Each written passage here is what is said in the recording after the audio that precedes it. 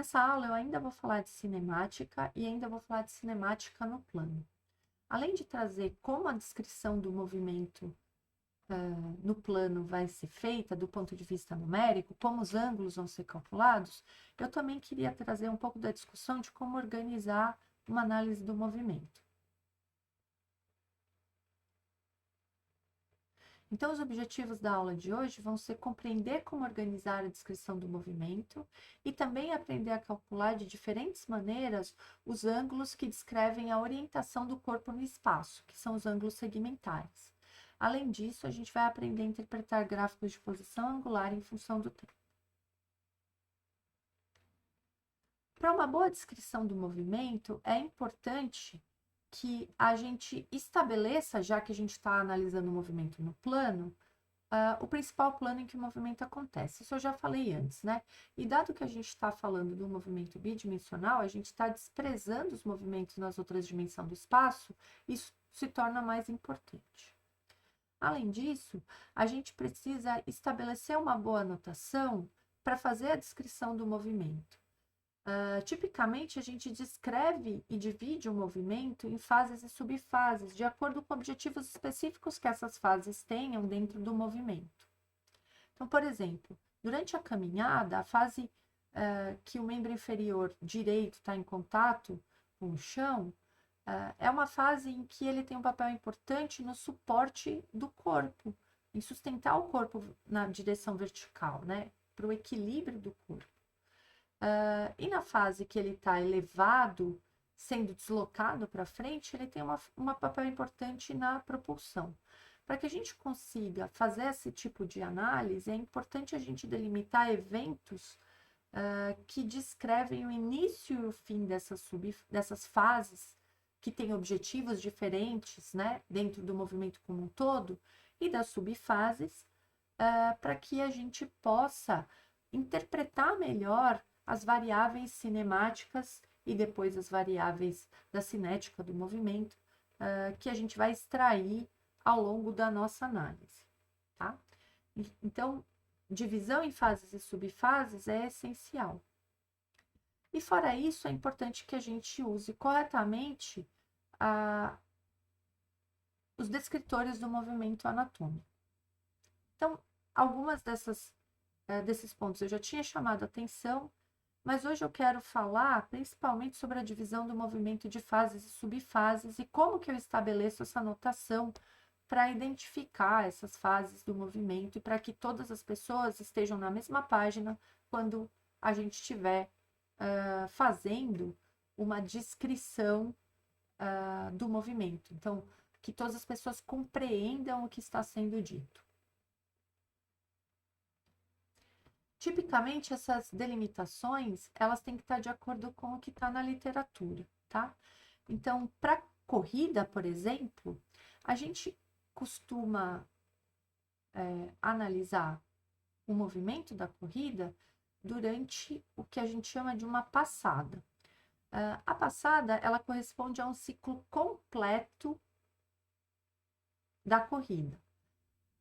Por que um ciclo completo? Porque a corrida é um movimento cíclico que se repete toda vez que um membro toca no chão. Então, esse movimento ele é defasado entre o lado esquerdo e o lado direito, mas ele se repete periodicamente. E o tempo que demora é o tempo que dura uma passada. Então, a gente acaba definindo a passada como todos os eventos que acontecem com um lado do corpo, do toque do contato, né? Do toque de um pé com o solo até o toque sucessivo desse mesmo pé. Isso tudo a gente chama de passada ou ciclo da marcha. A gente usa o termo marcha também, não só para falar da caminhada, mas para falar da locomoção, de diversas formas de locomoção, tá? Então, gait cycle é o ciclo da marcha, em inglês, tá? Tem uma fase, então, em que o pé direito vai se manter em contato com o solo e uma fase em que ele vai se manter elevado, sem contato com o chão. A gente vai ver que essa fase a gente vai dar o nome de fase de apoio, a fase que a gente tem o contato do pé com o solo, e fase de balanço, a fase que o pé não está em contato com o solo. A corrida, diferente da marcha, ela tem uma fase de voo, em que, quando o pé, nesse caso o pé direito, perde o contato com o solo, o pé esquerdo também não está em contato com o solo. Então, aqui a gente tem uma fase de voo que logo termina com o contato do pé esquerdo com o solo, mas começa novamente. Aqui no final, quando o pé esquerdo perde o contato com o solo novamente. Então, veja, dentro da corrida, eu tenho uma fase de contato do pé direito e uma fase de balanço do pé direito, que tem uma fase de voo, uma fase de balanço do pé direito com o contato do pé esquerdo e outra fase de voo, tá? Então, são subfases dentro da fase de balanço do pé direito. E quais são os eventos que determinam essas fases e subfases? Então, por exemplo, o contato do calcanhar, como eu já disse, ele determina o início da passada. A perda do contato dos dedos com o chão, ela determina o final da fase de apoio da passada, tá? E o início da fase de balanço.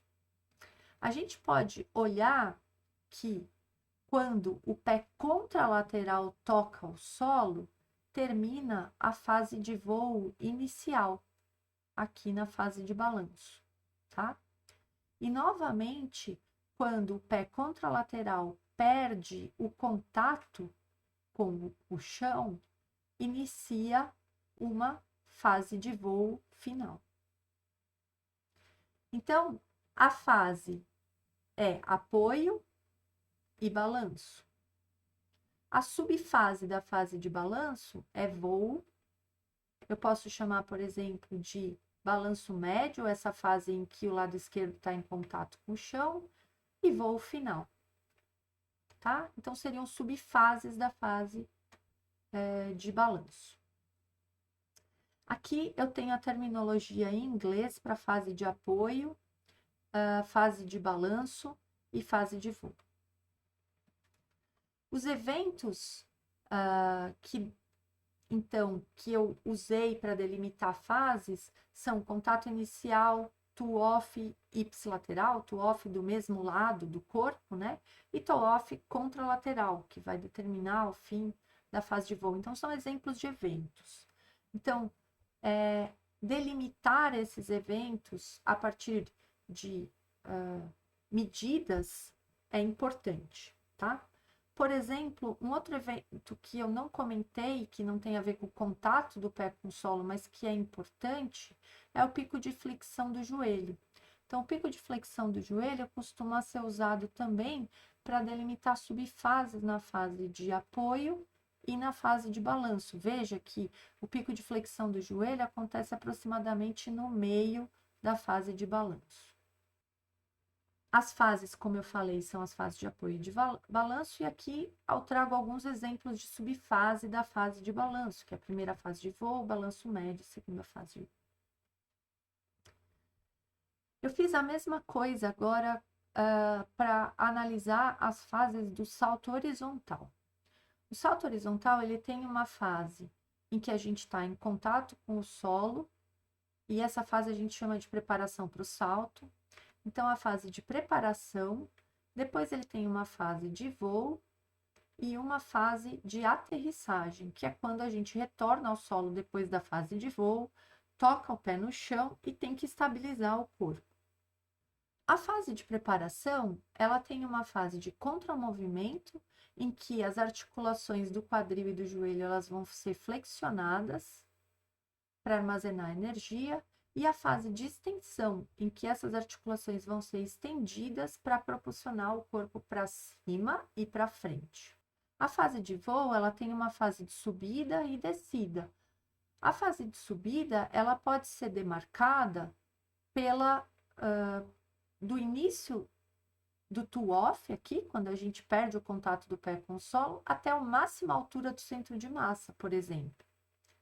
E a fase de descida, dessa máxima altura do centro de massa até o contato do pé com o solo novamente.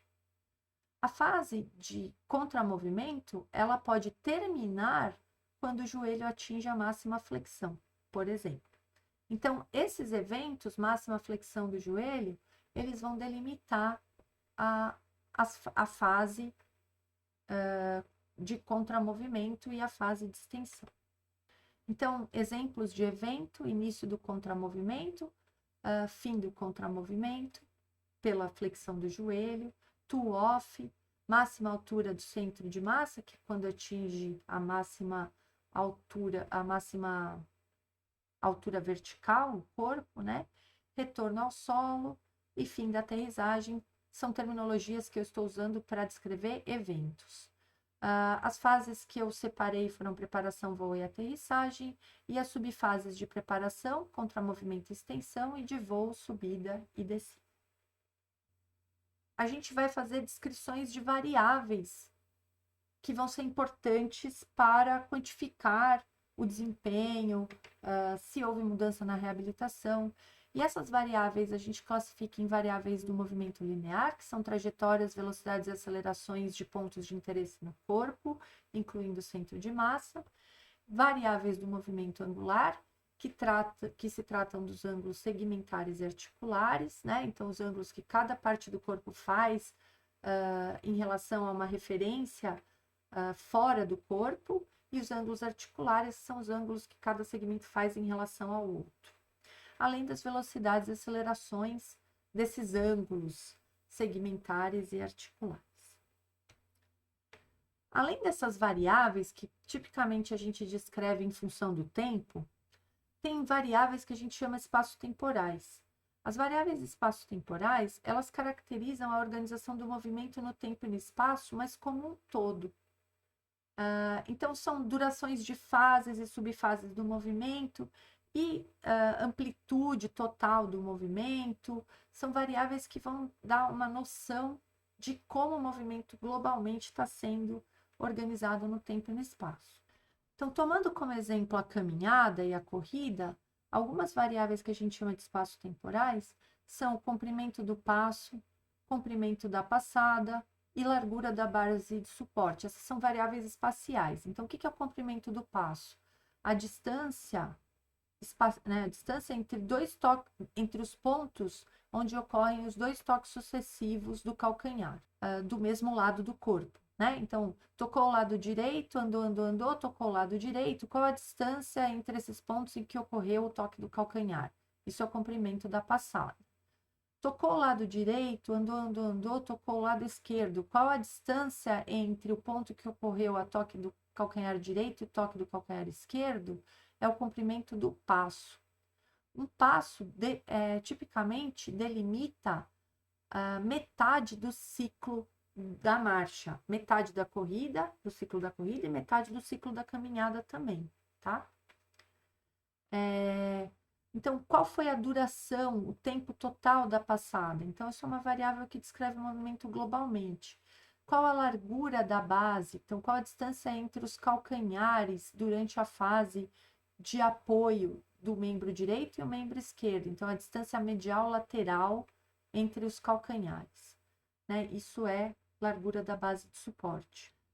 A velocidade média da marcha, que pode ser computada como o comprimento da passada dividido pelo período da passada, são variáveis que descrevem o movimento como um todo. Eu queria destacar aqui que, diferente da corrida, a caminhada não tem fase de voo. Ao contrário, ela tem, durante o apoio, fases de apoio duplo. Então, eu tenho, enquanto o pé direito está tocando o solo, o pé esquerdo também toca o solo, no início da fase de apoio do pé direito. Então, isso a gente chama de duplo apoio inicial, e aqui a gente tem um duplo apoio terminal. E no meio do caminho tem uma fase em que o pé direito é o único a tocar o solo e ela chama de apoio simples. Essas são subfases da fase de apoio e também é um exemplo de divisão do movimento. Então, aqui eu tenho uma descrição dessas variáveis espaço-temporais para a marcha de uma forma geral, corrida e caminhada. E o único que eu não falei é a cadência, que é o número de passos em um dado intervalo de tempo. É muito comum que a gente quantifique as durações das fases e subfases em porcentagem da duração do movimento. E a gente faz isso porque, tipicamente, a duração dessas fases determina a performance. Então, aqui eu trago um exemplo de cálculo das fases do movimento para o salto horizontal. Então, aqui eu identifiquei, a partir de um vídeo, os instantes em que acontecia o início do movimento, então, o início aqui do contramovimento, o fim do contramovimento, o momento em que o pé perdia o contato com o solo, o retorno, o instante em que retornava ao solo e quando, então, o centro de massa estava estável, aqui sem muito movimento, o joelho já estava sem flexionar, a velocidade de flexão do joelho estava aproximadamente constante, né, e zero, como fim dessa aterrissagem. Então, eu identifiquei esses eventos, o instante em que esses eventos acontecem, e eu calculei, então, a duração do movimento como sendo o instante do fim do movimento menos o instante do início do movimento, tá? Isso deu 1,593 segundos. A fase de preparação, ela vai do instante em que eu perco o contato dos dedos do solo, né? Do início do movimento até o instante em que eu perco o contato dos dedos com o solo. Então, fazendo a subtração desses instantes de tempo, eu tenho a duração da fase de preparação, que foi 0,7784 segundos, né? 784 milissegundos. Em porcentagem da duração do movimento, a fase de preparação para o voo, ela dura 49,8% do movimento como um todo. E eu calculei isso dividindo, então, a duração da preparação, a duração absoluta em segundos, pela duração do movimento e multiplicando por 100.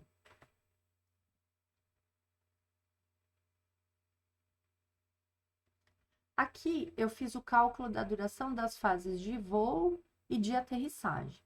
A fase de aterrissagem, ela vai do retorno ao solo até o fim do movimento, tá? É essa fase final aqui, ó, esse cálculo final, tá escrito voo, mas deveria ser aterrissagem. Então, eu subtraí o instante do fim do movimento, do instante de retorno ao solo, e achei o tempo absoluto de 371 milissegundos aqui. Fazendo a razão desse valor com a duração total do movimento e multiplicando por 100, eu obtenho a duração relativa dessa fase de aterrissagem, que foi 23,6%. Fiz a mesma coisa para a fase de voo. A fase de voo, ela vai do to-off até o retorno ao solo. Então, fazendo a subtração aqui desses instantes e dividindo pela duração total do movimento, eu chego à conclusão que a fase de voo dura 26,6%. Vejam como aqui eu vou dar um exemplo da importância de calcular essas fases em relação à duração do ciclo do movimento como um todo, tá?